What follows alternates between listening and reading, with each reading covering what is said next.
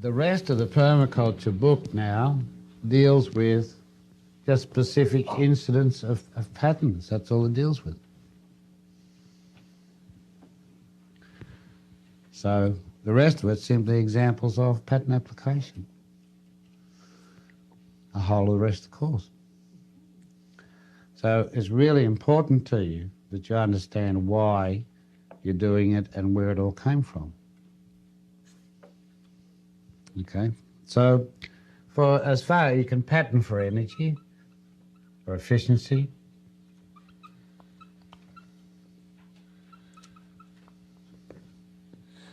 and you can do that in a particular set of things, or you can do it across the whole farm.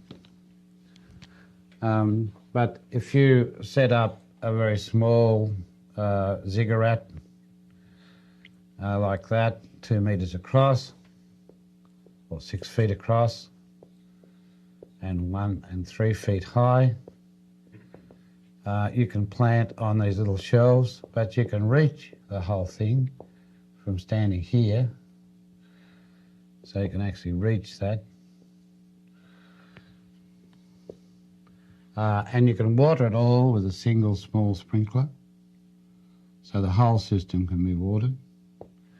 And you get 58 running feet, linear feet of herbs there at your back door.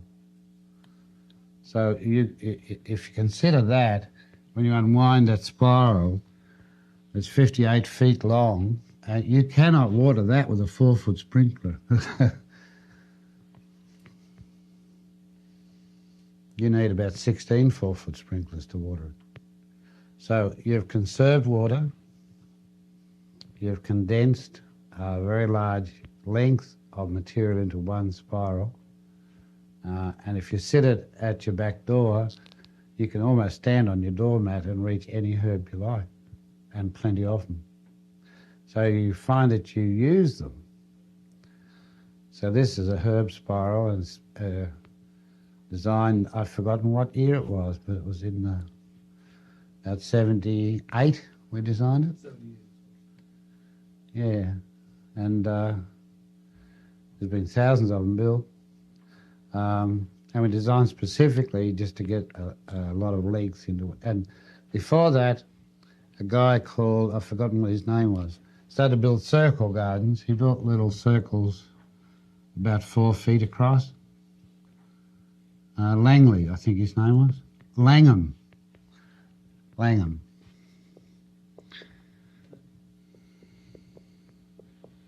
Sesame seed guy?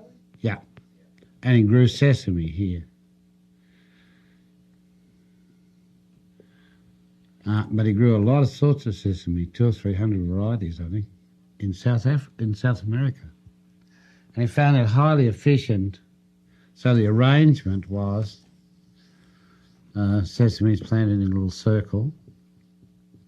It was very simple geometry to say what your advantage there is. That's a 2-foot radius there. It's pi r squared. Pi is about 3, is about 12 feet of planting in one circle. So if you're putting things a foot apart, you get a dozen of those in a circle. Again, however, you can water that 12 feet with one 4-foot throw watering point. But the other point about it is you can mulch, it's a spot mulch. A single large mulch in there and a single little watering can thing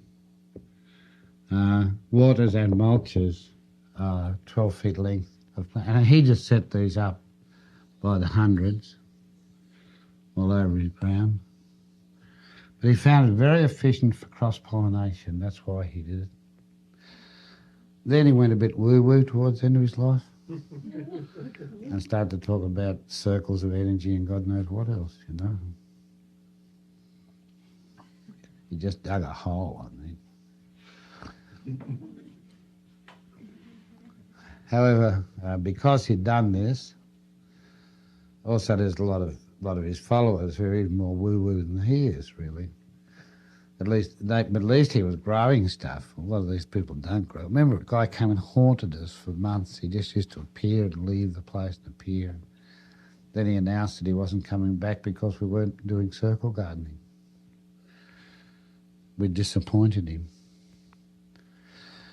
He wasn't going to do any himself, but he wanted to come and watch us doing it. You'll find in your life it's other people's expectation to get you a bad name. And they want you to do what they want to do. They don't want to do it. We call those people the why don't yous. So you want to, as soon as somebody comes and says, why don't you do this, you just want to kick them right in the cods and bury them, you know. So then if you expand your circle even slightly, we make, I think, about 3 metre, about 9 foot circles, and we put bananas around them, for those of you going subtropical. And we've put them very close, only this far apart, to the centres, so they actually run into each other, the stems at the base. And we get 12 bananas around one of these. Now, if we took any notice of the agricultural department, they say plant bananas 9 feet by 9 feet, so let's do that. Let's plant 3 rows of them.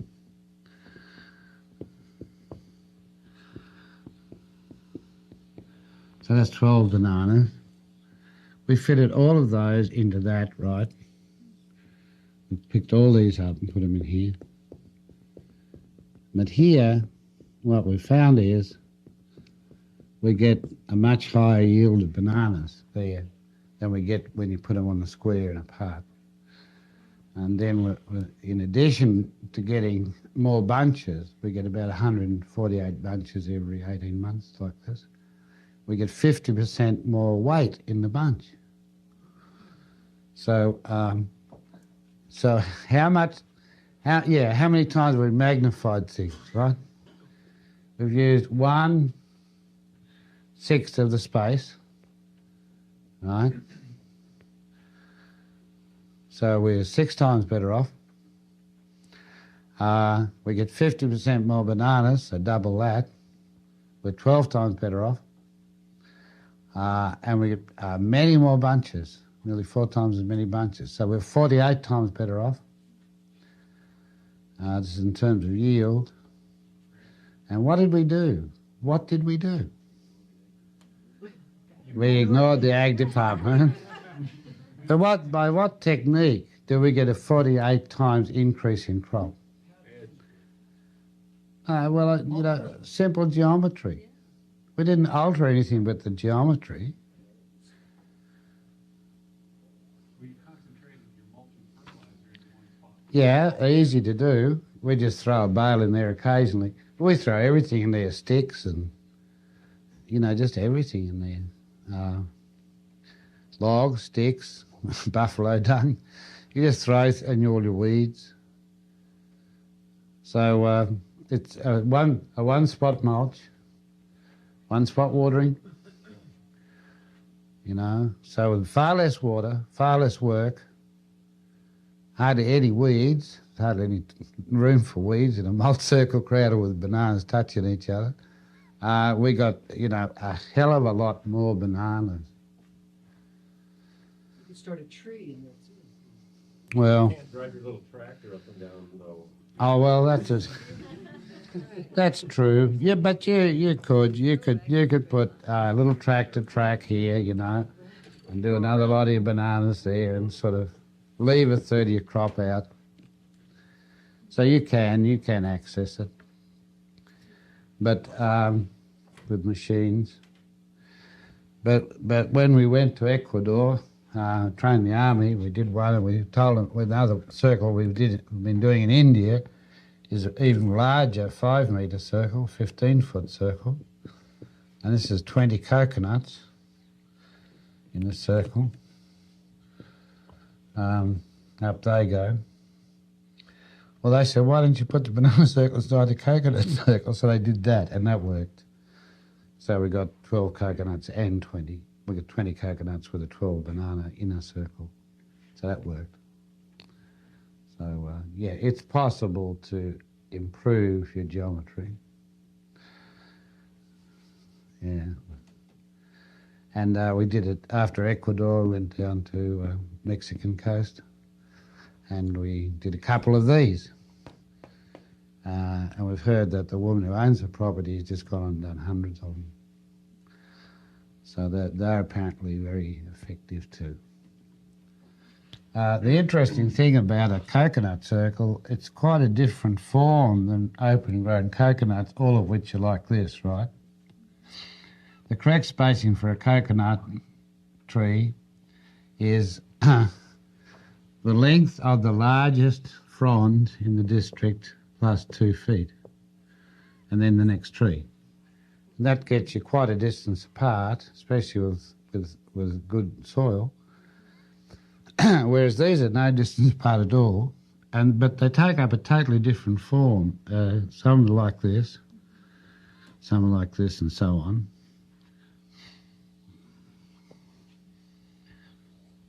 So they take up a tree form, like that. And they don't ever touch each other.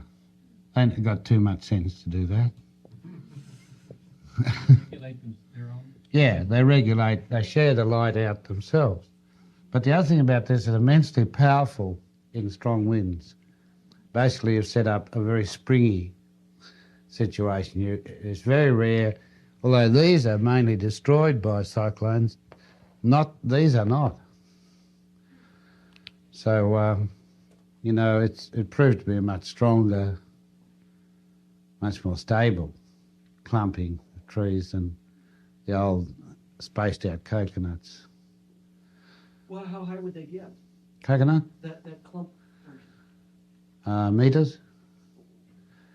As tall as the... Well, there are very tall varieties of coconut, and a tall variety of coconut would be 30 feet, 35 feet.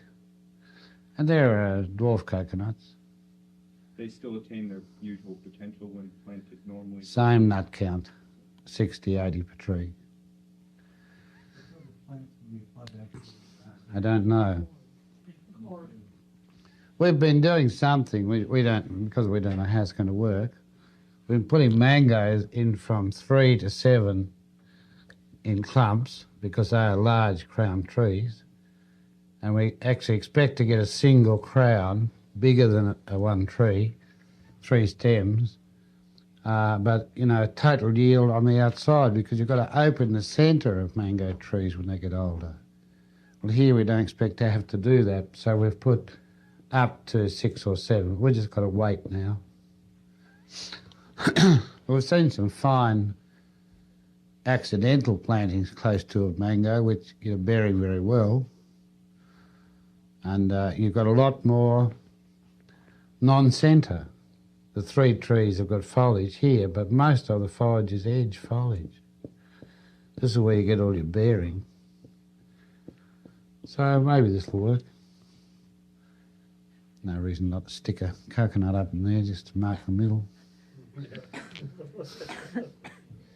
We don't know. We don't know how many trees. Well, we know that many crops are very good in circles, from cabbages to tomatoes. You can put little trellises here, and grow tomatoes and stuff on the trellis.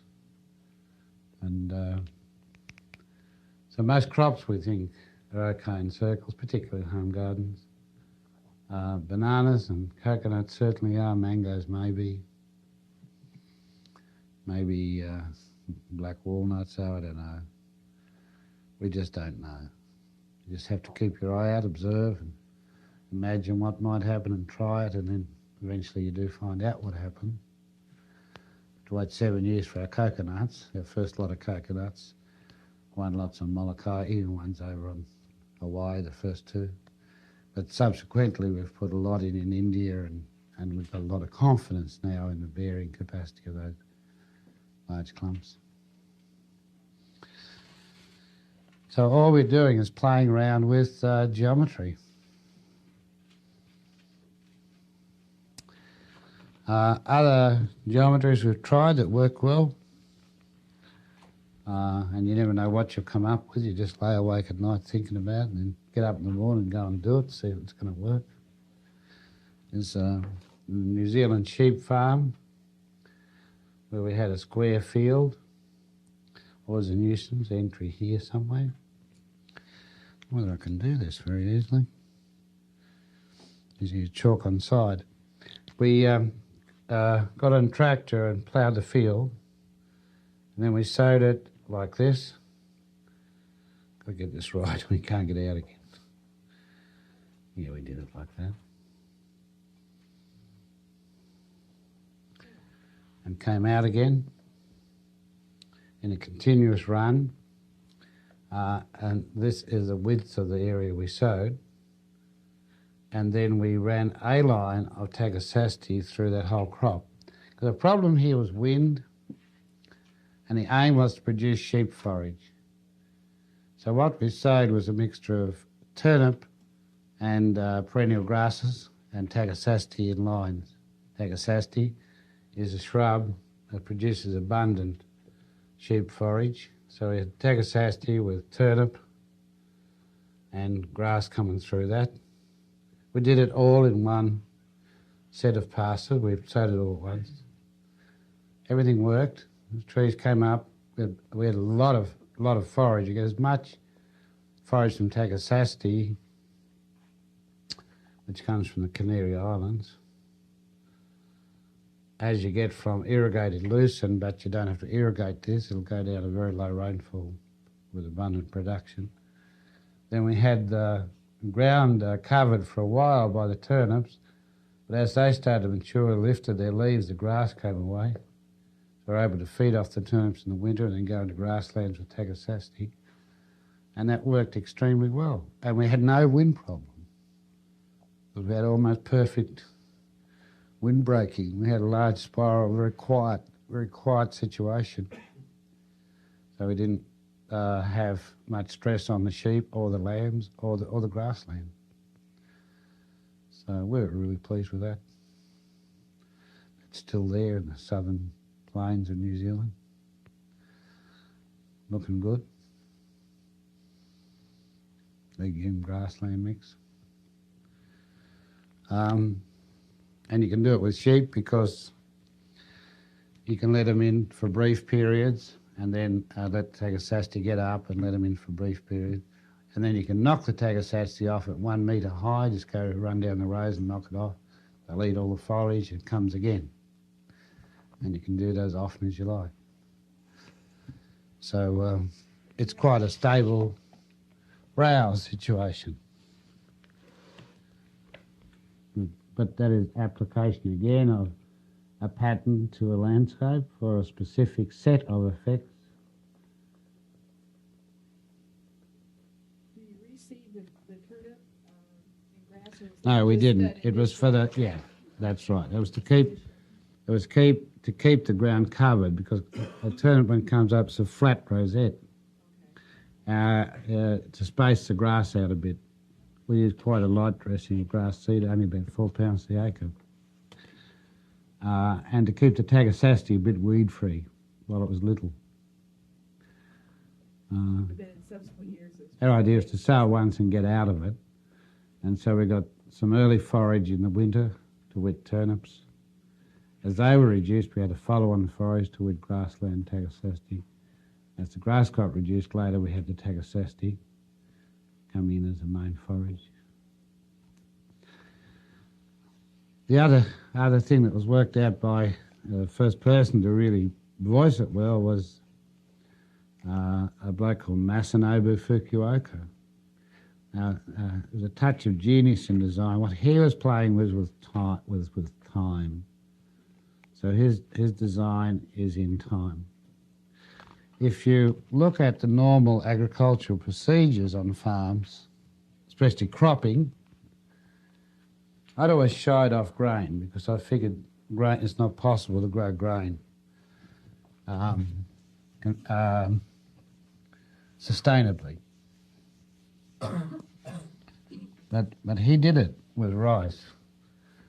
He did a quite interesting thing. He took crops that were normally sown successionally, and he sowed them together. So sort of thing he did over 12 months was 12 months. His autumn sowing. In the autumn, he sowed wheat and clover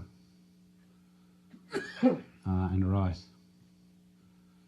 into his field. So he dropped it all in. The wheat went on growing into the winter and matured, the winter wheat, and he headed it off. By which time the clover and the rice were growing. Rice is coming on into summer here. When the rice matured, he flooded the fields for 3 days, killed the clover, headed the rice. So actually, well, he sowed it all at once, got successional cropping. Later he did other things.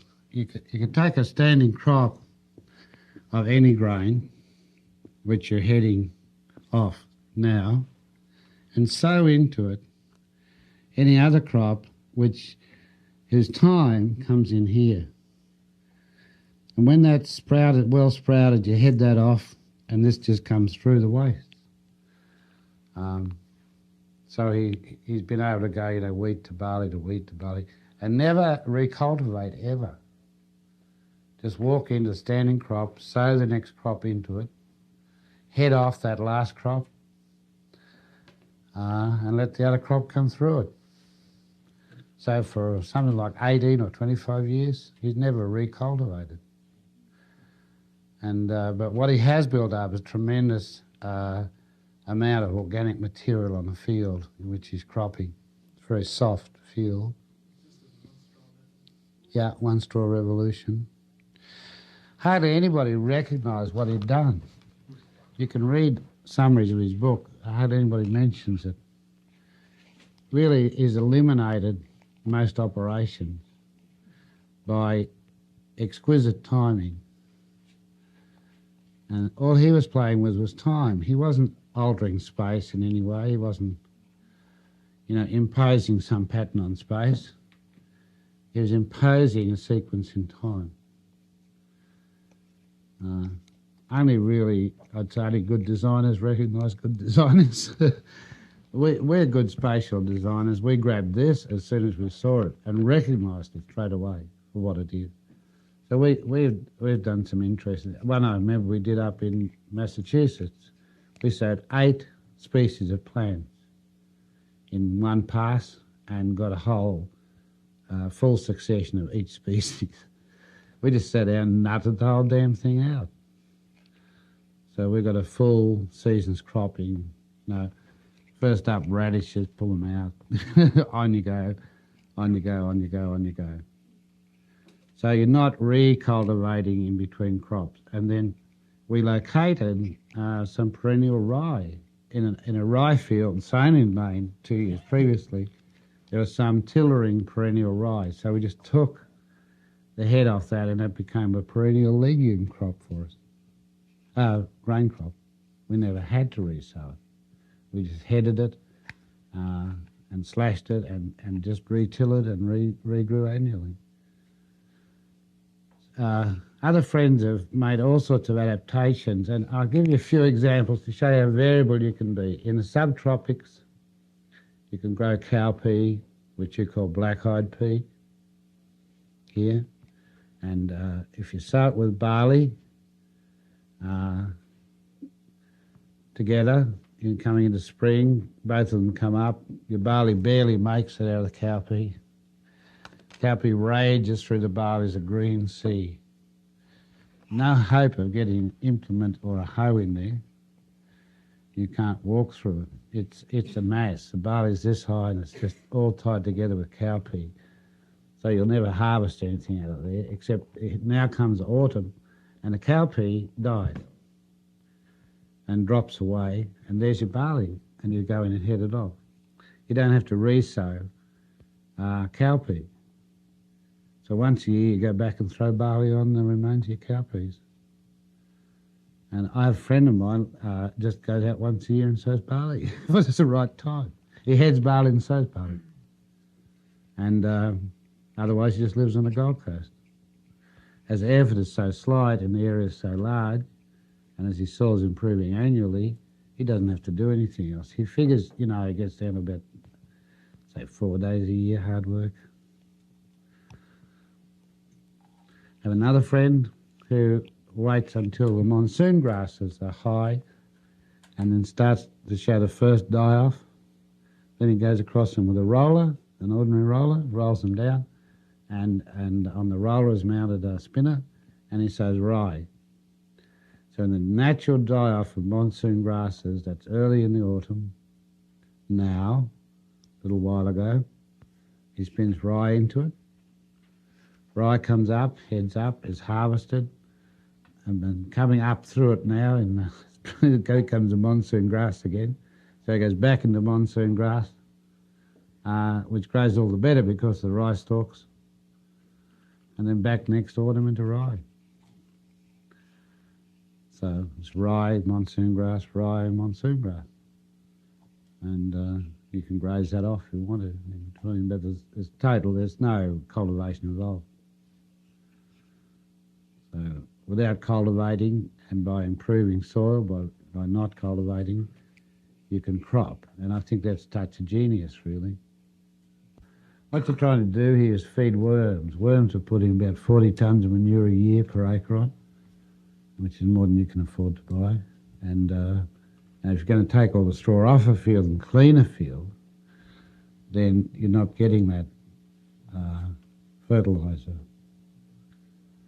So if you're going to use the straw, well, you only have to thatch your house with good straw once every 40 years.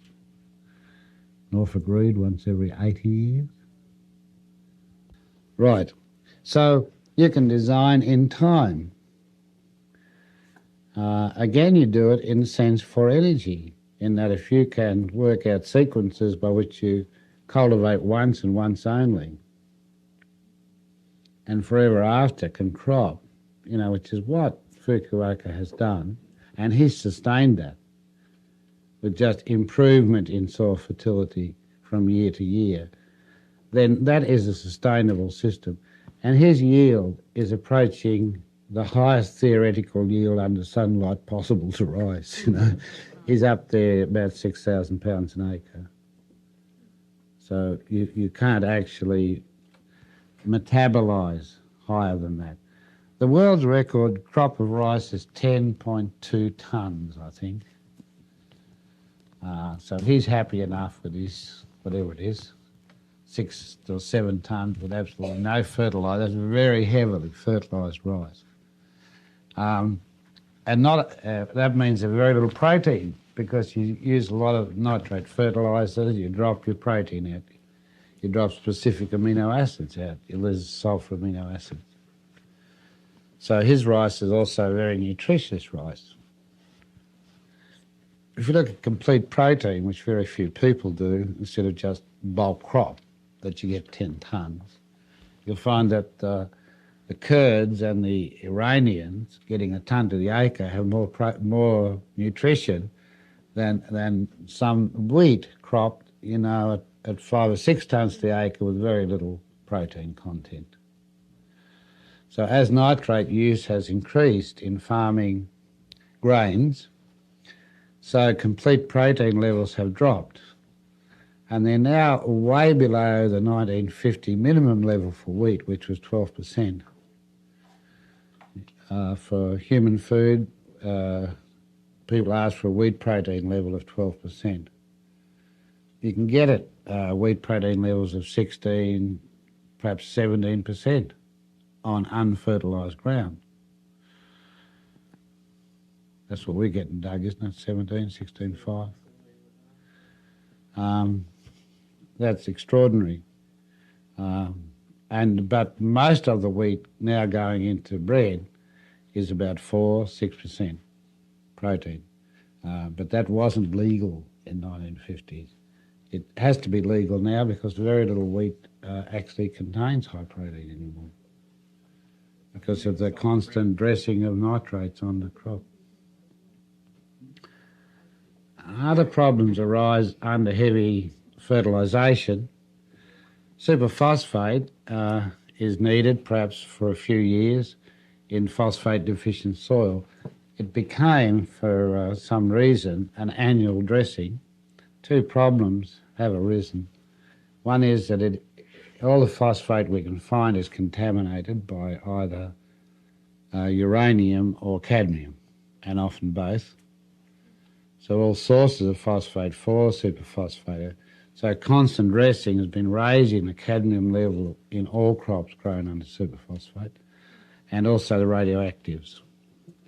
But the other problem that occurs is the superphosphate drops out the zinc in the crops. So whereas your granddaddy got tons of zinc in his food, you don't. And you're lucky to get 8 or 9 grams of zinc a day, whereas grandpa got 25, 35. So, you know, my grandfather would have to eat a quarter of a loaf of bread a day for full nutrition and get tons of zinc and plenty of protein. I would have to eat 2 4-pound loaves to get the same nutrition. Therefore, a lot of people are eating have to consume far too much starch to reach their mineral and protein requirements because of the fertilisation of food crop with either phosphate or nitrate. Will the phosphate starve the plant for zinc also? Also, the zinc's a very important trace element to us. It moderates. It's essential to all our digestion. Here's another anomalous thing. If you don't get enough zinc, you can't really digest your food. All your enzymes work with zinc as a coenzyme. So you can eat your head off. If you haven't got zinc, you can't digest it. So you can't digest it, you can't assimilate it. Another little problem, maybe you have to eat 8 4-pound loaves of bread just to get enough food. The regulation was that you actually had to have 12% complete protein in any grains used for human staples food, right up to about 1960. Also, there was another and secondary thing here that may or may not interest you. You had to ferment your bread 8 hours. You had to? Yes. As a business? Yes. That was a minimum of 8 hours. Well, that's been scrubbed. Which breaks down the phytic acid? And gives you all your B vitamins and so on. So a hard wheat of 12% or better protein, freshly milled and fermented with yeast for 12 hours, is incredibly good food. Nothing of that is happening in bread today. And actually they've got away from ferment altogether. So what they do now is they just grind up the bread and feed it in and beat the hell out of it. Beat air into it and put it straight in the cans and through the oven, you know. So we've got little problems here in our food. Now, what we got all into this for was that by design, I didn't think grains were suitable food, you know, to grow in a sustainable system. But Fukuoka's ideas changed my mind. And I think we can grow grains, proportional grains, in systems. Now, you have another problem on your hands. Every grain that's ever grown has been prepared in a very specific way by ferment in its place of origin. That has been abandoned with good farming. So right up to 1886, American farmers would cut and stook their wheat when the leaves were still green, the wheat was milky.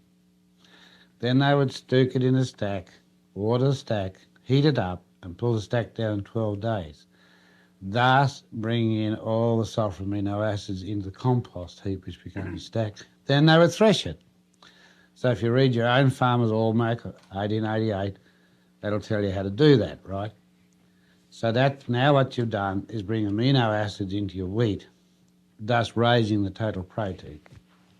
Cysteine, lysine, a couple of others, one other, I think. Right, so they don't do that anymore. They run into a field of ripe wheat, head it off, and thresh it. So really, they've dropped out some essential amino acids by the farm procedure. Well, they didn't do that to rice. Back there in rice growing centres, it's all harvested, all stooked in the field, all fermented 12 days and pulled down and threshed. That's called brown rice, because thiamine is forced into the grain by the heat of ferment, and the grain is partly gelatinised and it can't get out. You can polish that all you like. You can't get rid of those nutrients forced in under heat in a compost heap. What's stupid? Sorry. Stook, little bundle. The thing that's gone forever from the field. never seen it. You've never seen a stook. You should look at old books, you'll see stooks standing in the field, stooks of hay. Just to like windrow, the windrow. The Amish do it. Yeah, there's a couple, Amish would do it. A couple of old-fashioned farmers still stook their wheat. I think we call them shocks. where they- No, after you put 3 sticks together, you make a shock. Stupid shock daddy. Yeah, but all your eating grain is you stook and ferment it. Same with rice. You can't obtain any thiamine out of rice or much else either if you haven't fermented it. So all rice in India, bar a very small amount, maybe 16%, is a stook fermented. It's not the rice they export to you. It's never been fermented. They expect you to ferment your own when it gets here. So can you ferment it in your home? Stooked rice? Now, once it's already been ripened in the field. Let's say you buy Yeah, some grain. you can. You can spread the rice on the floor, throw a straw on it, water it down and mould it. You can get a green mould. Gives you quite a lot of thiamine. Then gather it up, dry it and store it. You covered this in your fermenting book. That's what I cover. Essential ferments for your own nutrition. But now, brown rice. So, yeah. So all of these things, and you can do real interesting things. One of the things I was most pleased with one day was a guy came in and said, look, he was in a class in Victoria. He said, I've got this 5 acres of land. Could you come and look at it? I've got problems. It was the flattest land I've ever been on. You know, it's just 5 acres flat, and it was wiped off. It didn't have anything higher than that on it. So, like, you sort of stand there staring at this 5 acre land, you know. Ah, yes. Whales.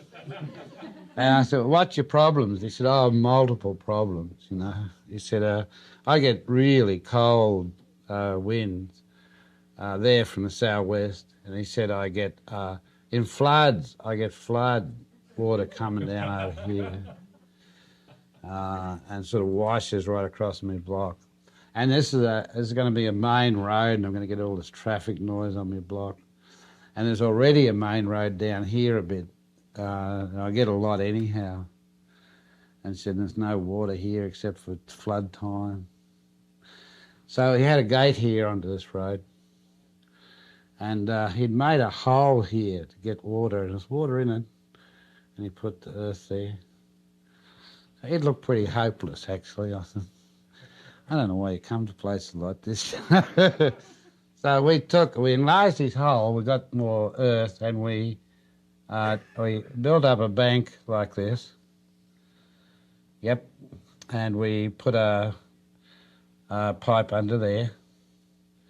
So that diverted all his floodwaters and let it go through under his driveway. And we made a nice pond here. We designed him a house here.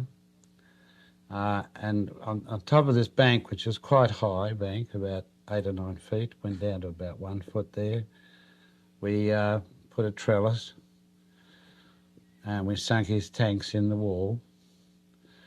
And we put a little go through there that he could walk through. That cut his wind out. He had water, he had shelter, his floods were diverted, and this actually acted as a northeast, which is a summertime wind air scoop coming through here.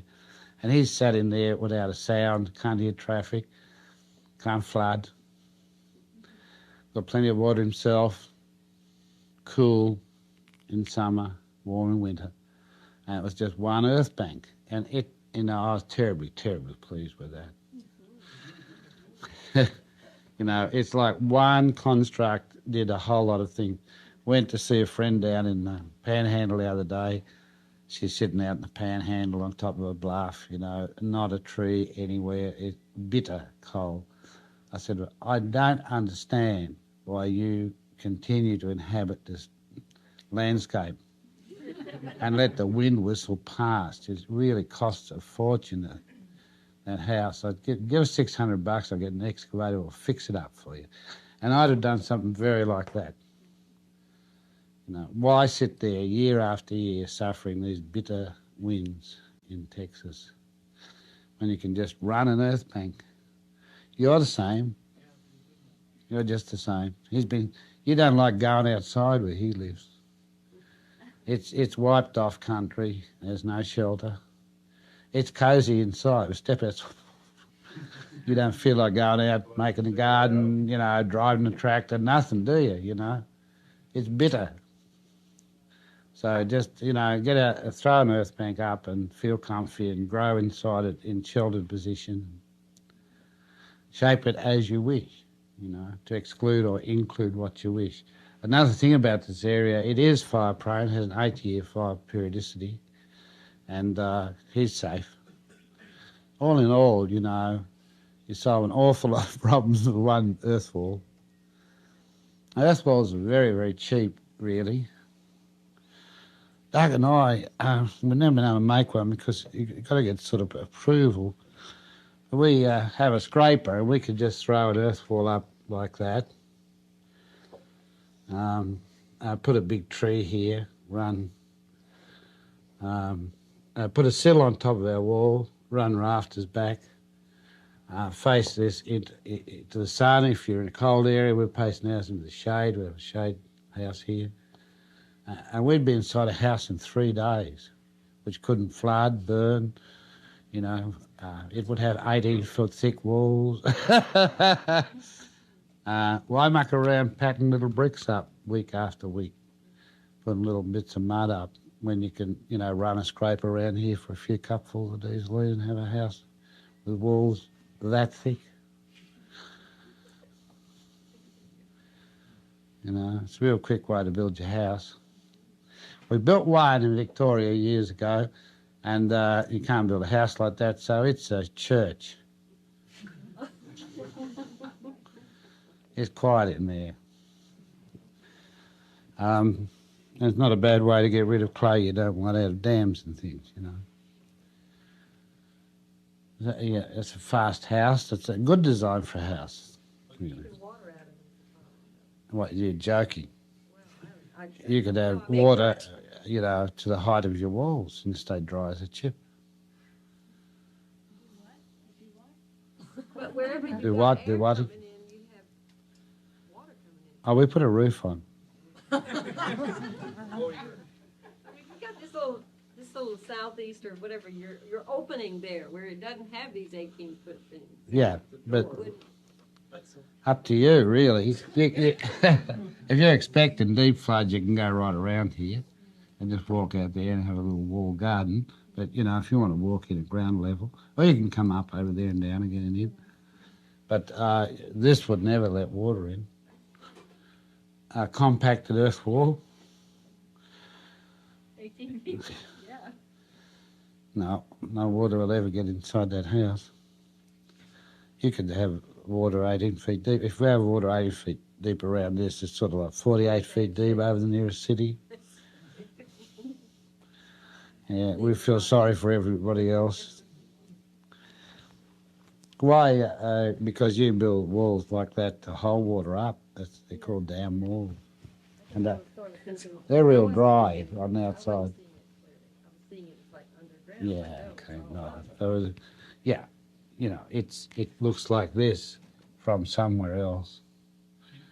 Can dirt hold a vertical shape? Dirt. If you lay it up and You can compact a wall, but you can to compact you've got to give it some slope, right? And then you can cut that down with a backhoe or a four-way blade, almost vertical. Yeah. No need to do that actually. Should leave enough room to step a little bit, you know. You know, shelves and you can your roof's coming here onto a little bolted onto a sill, and your windows are here somewhere. So you can grow little plants here. You know, you might as well be growing oranges in Colorado or something. Or How do you finish the inside of the wall then? Just mud it. you can plaster it or not. It don't matter. My idea was to have a little fish pond in here which had a pipe out to the moat. So all the fish could swim in here in the winter and you can catch fish in the middle of your house.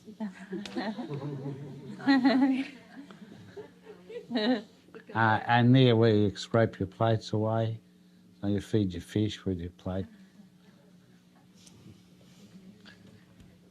That's all very practical.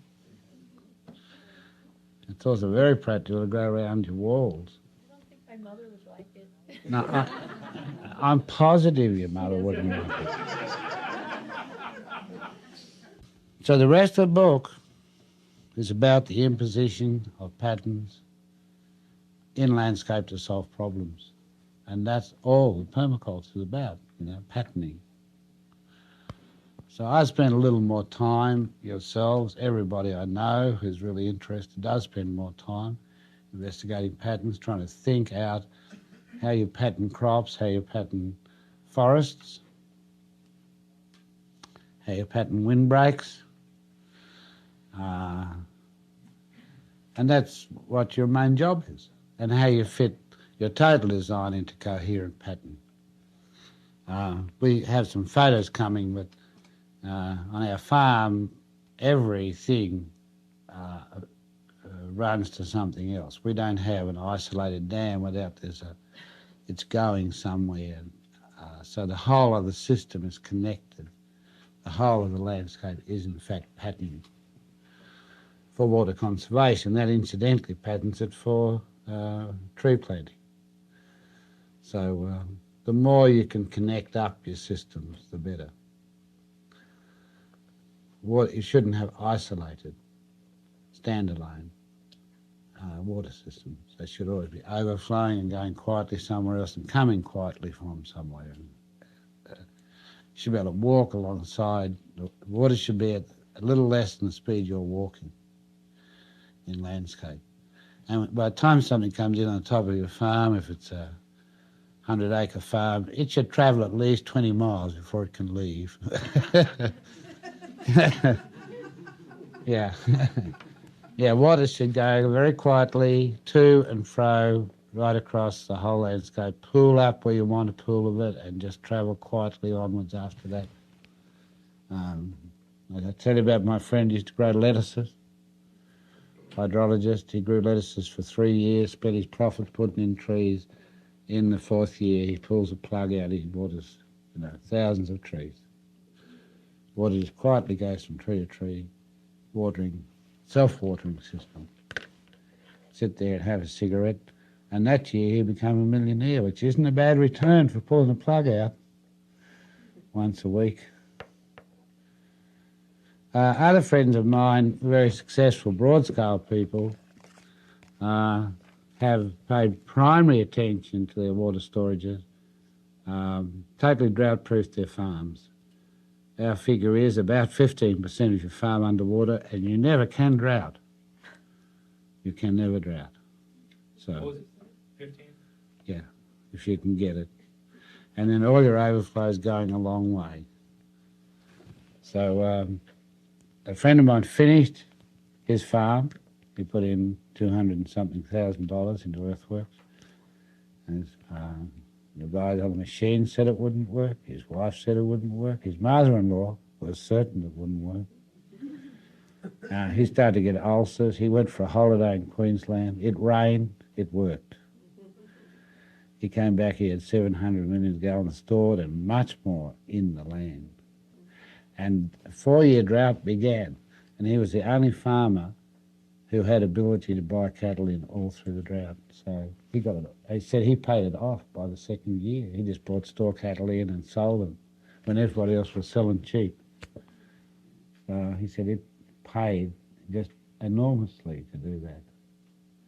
But it's scary. It's scary to put $250,000 into earthworks and you're not sure if it'll work. Huh? It's ugly. I've got lots of insult. Yeah. It's probably the most beautiful farm in the district. You know, it's got quiet lakes right through it. It's bulk wildlife, swans, ducks, miles of trees. It's extraordinarily beautiful farm. His source. That's the main preoccupation of agriculture right up until today is draining wet areas, which is pretty weird when you think about it. It's pretty sick stuff. I mean, dealing with water and agriculture is getting rid of water. And basically also that's what engineers have been about. You know, getting water off your roofs, out of septic tanks, putting it in pipes and running it as fast as possible into the nearest river. So you had nice clean water, you know, up here, following God gave you that. And then you let it fall on the ground, you stuck it down the sewage pipe and put it in the sea. So, you know, yeah, it's pretty weird stuff when you think about it. And your marshes and your wetlands are incredibly productive. Fish are incredibly better producers than something that has to bear its weight like cattle or sheep. So an acre or two of pond not only provides water for essential uses, but gives you an awful lot of fish as well, which is good food, and there's a whole lot of water crop, probably 60 or 80 very good water crops, varying from wild rice to water chestnut to lotuses. You may find people, like I collected, one bloke I collected recently, he retired to the Queensland coast and he bought a bit of marshy land and a little wayside shop. And his predecessor had planted water lilies in his marshy bit. So he was there a while selling pies or something. And somebody stopped and said, could I buy some of your water lilies? I said, sure. And so the guy said, I don't want them open, I want them as buds, and I'll pay you $1 each. So I said, fine. So he cut him, you know, $50 or $100 worth. The guy owned a flower shop, said, I'll be back. And so this guy now, he ties a little boat to his belt, a little tin boat, a little snipperoo, and he goes and cuts a couple of $1,000 worth of water lily buds every day now. And he said, you know, it makes more money than you can possibly think about, you know. But he then found that he had crayfish amongst his water lilies. So he had a little trap line on his walk through his water lilies and he picks up and sells crayfish. So he's making an awful lot of money out of 2 or 3 acres, and it often exceeds $1,000 a day. So, you know, he's real happy. He said, why didn't I do this when I was 10 years old? You know? So waiting until I was 70, walking around in his water, picking flowers and hauling little crays and loving it, you know. What do they do with the water? We weren't real sure. The guy said he dips them in bleach, commercial bleach, to kill all the bacteria on the stem, cut stem. And then he sells them and people put them in vases and they open in the vases, you know. And they have these great golden water lilies and red water lilies and pink water. And so it's just to beautify your house. But you can eat crayfish while you're watching them. Or counting money. Yeah, you can count your money. But another guy did something very similar. He was bank clerk, and he was getting replaced in Melbourne, and he gathered all the money he had together. His mother lent him some, and he went up and bought 13 acres in the hills, and he moved into this old house, walked out in this weedy garden and thought, as soon as I got a moment, I'll clear this garden up. It's overgrown. So I went and bought a chainsaw and a few things. And Saturday arrived, his first Saturday in his new place. He'd lost his job was gone. We'll knock on the door, and there were two undertakers standing there. And I said, "We've come for our flowers." And he said, "What flowers?" I said, "Well, we come here every week for our flowers." And the guy said, "I know nothing about flowers. I bought this from an estate. An old guy died here last week." I said, "Oh, he's dead, is he?" I said, "Yeah, well, we'll cut him this time. But could you cut him for us in future?" They went and cut all, out of this overgrown garden, everything was a perennial, and it flowered all year. So this guy makes, I don't know what he said he makes, like sort of $4,000 or $5,000 a week. And he said to me, "This is better than being clerk." And he said, "Thank God I didn't clear that garden out." he didn't know what was in there. There was just everything stacked in there. The old guy had adjusted it till there wasn't a day of the year that you couldn't get armfuls of flowers. So the undertakers all just flock out there and weekends to borrow the flowers. I gather these people. There are ways out. When you say to the girl in the checkout, "Would you like to escape?" You know, you can tell her how. I'm not going to be happy until I got nothing but the constant thud of large weights hitting the ground. And actually it's starting to happen. I was pulling a weed out the other day, something whistled past my ear, and a monstrous papaya. It was huge, just burst to pieces there. It's going to get worse and worse. Very few people get through my jungle when I've finished it.